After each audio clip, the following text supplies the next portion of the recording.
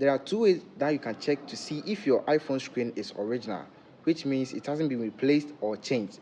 And with the first one, we have two ways that you can just check it. So let me show you this right here. And if this is your first time, don't forget to subscribe to the channel for more videos from here.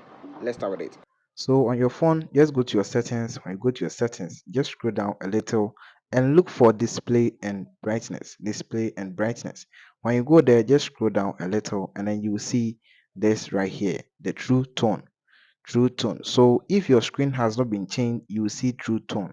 But if your screen has been changed, you not see it there. So with this true tone, you can either see it here, or when you just go scroll down from your notification, and then when you come to your brightness, just tap and hold on it. You come and see true tone on your phone right here. On the right, you can see it is here, but on the left, there's nothing there.